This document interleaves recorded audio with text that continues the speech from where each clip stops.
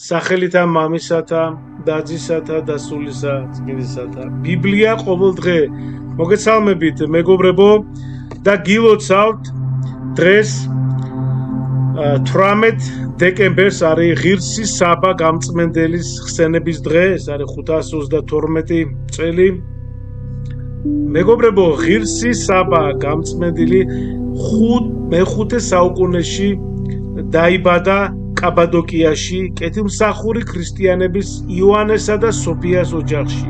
წმინდანის მამა მხედართმთავარი იყო და ერთხელ იგი სამსახურის საქმეებზე ალექსანდრიაში გაგზავნეს და მეუღლეც თან წაიყვანა. 5 წლის ძე ბიძას დაუთოვეს აღსაზრდელად. გავიდა ხანი. წმინდანის სანათესაოში მისი მამის ქონების გამო შფოთი და მტრობა ჩამოვარდა. სიყრმიდანვე უფლისგან შეყვარებულმა საბამ კი ყოველივე ამაოდ შერაცხა და მახლობლად მდებარე ფლავიანოსის მონასტერს შეეხიზნა. ამ დროს იგი 8 წლისა იყო. ნათესავი ბევრს ეცადნენ საერო ცხოვრებისკენ მოებრუნდებინათ ყრმა, მაგრამ ამაოდ. გულისწყმიერმა ყრმამ სწრაფად შეისწავლა, მეგობრებო, წმინდა წერილი და ყოველი წესი მონაზონობისა იყო. 17 წლისა ბერად შედგა.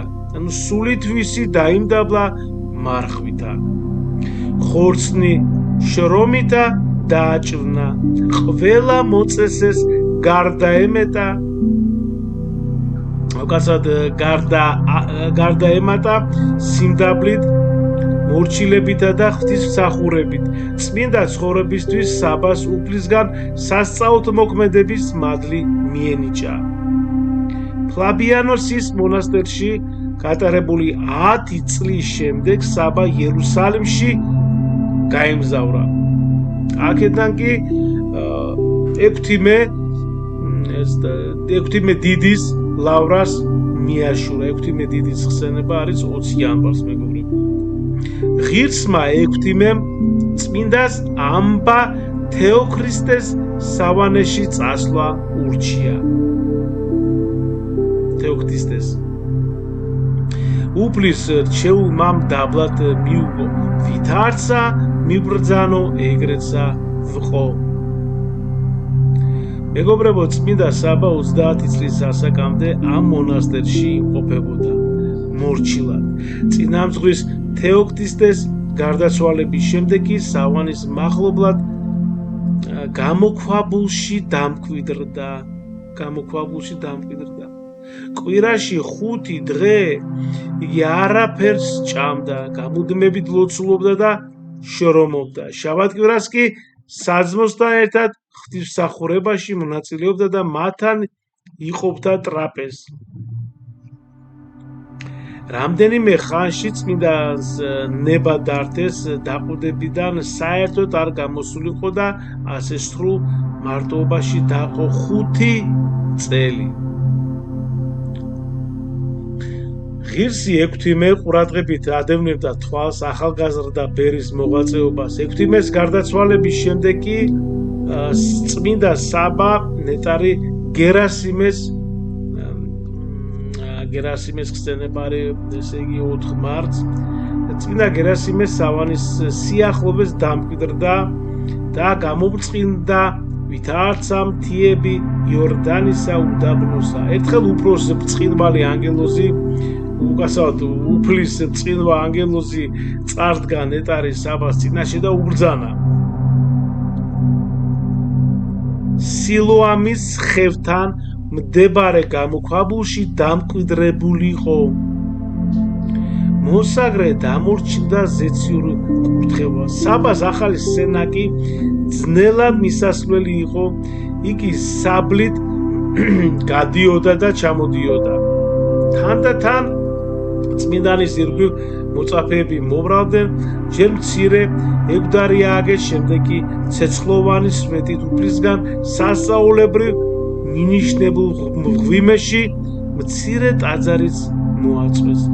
აშენდა სენაკებიც, ასე წარმოიშვა დიდი ლავრა. საბამ ამ სავანისთვის შექმნა პირველი წესგანგება იერუსალიმის სახელით ცნობილი, რომელიც შემდეგ პალესტინის ყველა სავანემ მიიღო. წმინდა საბას არ სურდა მღვდლად კურთხევა, მაგრამ უფლის ნება სხვაგვარი იყო, მეგობრებო. მთავარეპისკოპოსმა თითქოს რაღაც სხვა გარეშე მიზეზე, ესე იგი იერუსალიმში მოუწოდა წმინდას და ხუცესად დაასხა ხელი. 16 დიდის მიბაძვით წმინდა საბას დიდმარხვაში უდაბნოში გადიოდა ხოლმე და ერთხელ მან მკვდარ ზღვაში მცირე კუნძულს მოკლა თვალი და გადაწყვიტა აქ გაეტარებინა მარხვის დღეები, მაგრამ როგორც კი მისკენ გაიწია ეშმაკის მანქანებით შთავარდა ადგილსა ერთსა ზღვისასა ბნელსა და ცეცხლსა და გამოხდა მიერ ალი და შეწვა პირი და წვერი და რამდენიმე დღე უგონოდ ეგდო. შემდეგ უფალი შეეწია და განაძლიერა, მაგრამ მოტრუსული, ესე იგი ის მოტრუსული წვერი ამის შემდეგ არ წამოზრდია. უწვეროდ დარჩა.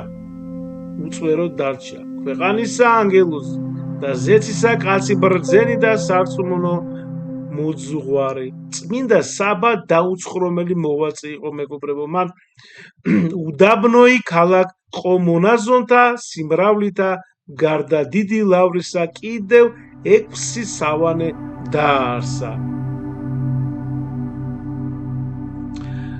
მეგობრებო, წმინდა საბა მკაცრი მმართველი იყო, მთელი მარხვის მანძილზე პულს არ ღებულობდა, მოუზლურება კი ოდნავადაც არ ეტყობოდა.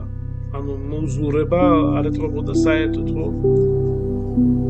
შურებინ სიცხესა მრავალგზის და ყოველთა დღეთა ცხოვრებისა მისისა და შვიდეუთა მარხვით აღესრულებდა და მაგრამ თუ სტუმარი მოვიდოდა და გაიხსნილდებოდნენ, დღესა ორჯერ ჭამის და განცვის და გარდაერის და სიყვარულითა სტომაქსა არა ევნის.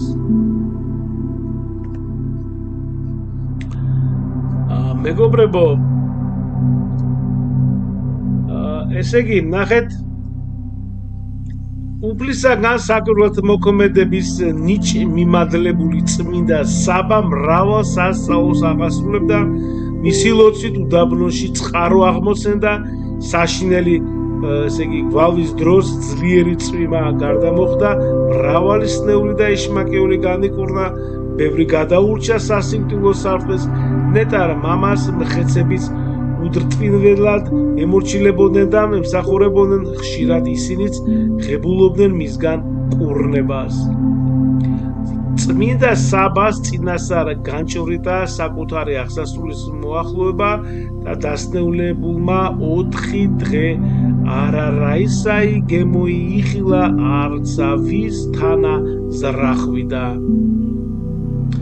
შაბათ საღამოს კი ქრისტეს სისხლსა და ხორცს ეზიარა და 522 წლის 5 დეკემბერს მშვიდობით შეევედრა სული უფალს. ღირსო მამაო საბა, ევედრე ქრისტესა ჩვენთვის. ღმერთმა დაგლოცოდა, ღმერთმა გაგახაროთ. მადლი უფლისა ჩვენისა, იესო ქრისტესი და სიყვარული ღვთისა და მამისა და ზიარება სულისა წმინდისა იყოს თქვენ ყოველთა თანა. ამინ. მადლობა და გილოცავთ კიდევ ერთხელ.